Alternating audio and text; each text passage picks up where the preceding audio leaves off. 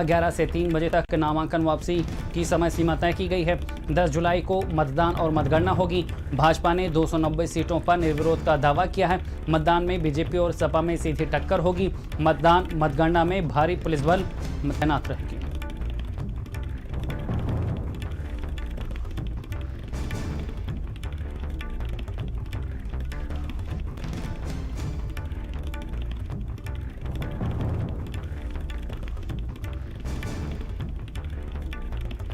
तो खबर हम आपको बता रहे हैं किस तरह से।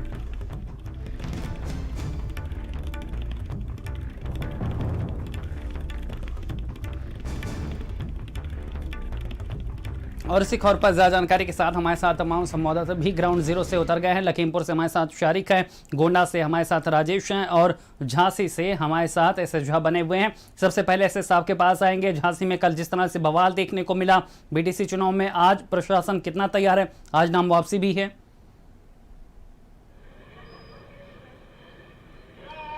झांसी में जिस तरह की भारतीय जनता पार्टी ने जिस तरह से जो काम किया है, कहीं ना कहीं शर्मनाक है। तमाम लोगों को पर्चे छीनने का प्रयास किया, मारपीट की, तमाम लोगों मुकदमा लिखे गए हैं तमाम। लेकिन आपको बता दें कि 2 यहाँ प्रत्याशी निर्विरोध हो चुके हैं, हालांकि किसी ने पर्चा नहीं भर पाए हैं। एक पर्चा भरा भी था, उसका वापस करा दिया गया है। हालांकि 6 जगह चुनाव, 6 ब्लॉकों में चुनाव होगा। लेकिन आज वापसी की बात आया है तो अभी वापसी में कोई व्यक्ति अभी वापसी की चर्चा नहीं कर रहा है। हालांकि लेकिन हाँ, कुछ लोग वापसी कर सकते हैं तो भारत समाज पर खबर पहुंच जाएगी। लेकिन जिस तरीके से कल जो बवाल हुआ, पूर्व राज्यसभा सांसद थे समाजवादी पार्टी के, उनके साथ भी धक्का मुक्की वगैरह हुई है। लेकिन जिस तरीके से भारतीय जनता पार्टी कार्यकर्ताओं ने घेराबंदी करके पर्चा छीनने का प्रयास किया और पथराव किया, बड़ा गांव हो गया, चिरगांव हो गया, आपका गुरसराय हो गया, तीनों ब्लॉकों में जमकर मारपीट हुई है और पत्थरबाजी हुई है। जी बिल्कुल एसएस, यहाँ पर यही तस्वीर हर जगह थी। शारिक भी लखीमपुर से हमारे साथ बने हुए हैं। शारिक, कल जिस तरह से बवाल देखने को मिला, मर्यादाएं तार तार कर दी गई, महिला के साथ बदसलूकी की गई। हालांकि यहाँ पर केस जरूर दर्ज हुआ है। अब यहाँ पर किस तरह की स्थितियां बनती हुई नजर आ रही? आज नाम वापसी है, कल मतदान भी होना है।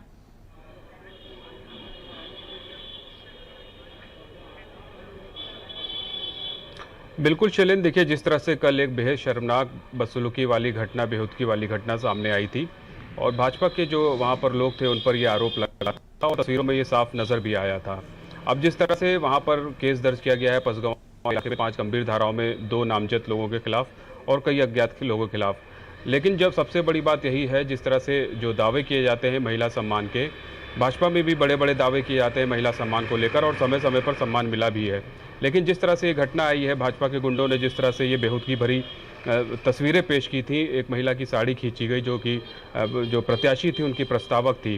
तो जिस तरह से पूरा मामला सामने आया था, उसके बाद से पुलिस के लिए काफ़ी चुनौतीपूर्ण भी है और पुलिस अब इस मामले पर अलर्ट भी दिखाई दे रही है। लेकिन जहां पर जो पसगांव ब्लॉक इलाका था, वहां पर हम लोगों ने जब देखा, जो पूरा ये मामला, जो तस्वीरें सामने आई, वहां पर किस तरह से पुलिस की लापरवाही, पसगांव पुलिस की लापरवाही देखने को मिली थी। डिप्लॉयमेंट किया जाना था गेट पर जहां पर एंट्री पॉइंट था, लेकिन वहां पर किसी तरह का डिप्लॉयमेंट नहीं किया गया। लेकिन अब ये पुलिस की तरफ से कहा जा रहा है कि उससे पहले जो सपा एमएलसी हैं शशांक यादव, उनके साथ में जो लोग थे उनकी गाड़ी घेराव किया गया था, इसलिए पुलिस वहां से हटकर उसमें बीच बचाव करने पहुंची थी। लेकिन पूरे मामले पर अगर कानून व्यवस्था की बात की जाए, जिस तरह से पूरे कई जगहों पर ये बवाल की स्थिति देखने को मिली थी, चाहे पसगांव में सबसे बड़ा बवाल था, चाहे बात बाकेगंज की हो जहां वहां पर भी महिला प्रत्याशी से पर्चा छीना गया, पलिया की बात हो तो वहां पर भी जो है जो प्रत्याशी थे उनको उठाने की कोशिश की, जो महिला प्रस्तावक थी उनको भी उनके साथ भी वसूली की गई थी।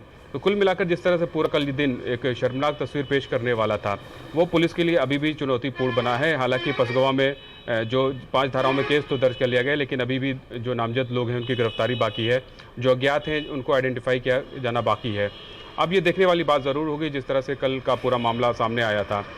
आज का चूँकि नामांकन वापसी है, इससे ज़्यादा सिरदर्द पुलिस के लिए कल तस्वीर जरूर देखने को मिलेगी। बिल्कुल शारीरिक चुनौतियां हर कहीं हैं, क्योंकि जिस तरह से बीडीसी में बवाल, हिंसा देखने को मिली है, उसके बाद पहले ही यहां पर ये अंदेशा हो गया है कि कल के चुनाव बेहद चुनौतीपूर्ण होंगे। राजेश हमारे साथ गोंडा से बने हुए हैं। राजेश, कल गोंडा में भी काफी हंगामा देखने को मिला, जाम लगा था, कहीं पर धरने पर बैठ गए थे प्रत्याशी और हिंसा की भी तस्वीरें सामने आई थी। आज नामांकन वापसी है, आज भी उस तरह की स्थितियां बन सकती हैं, इसको लेकर क्या तैयारी दिख रही है? समीकरण किस तरह के हैं और कल चुनाव भी है?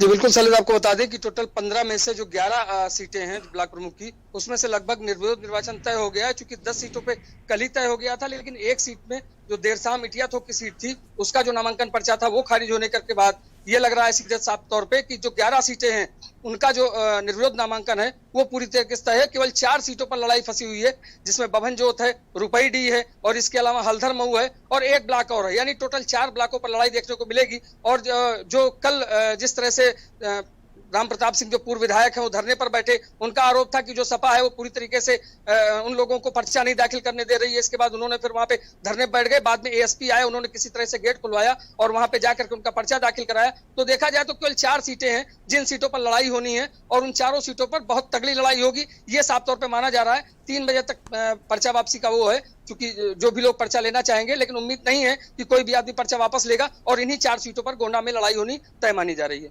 जी सलीम।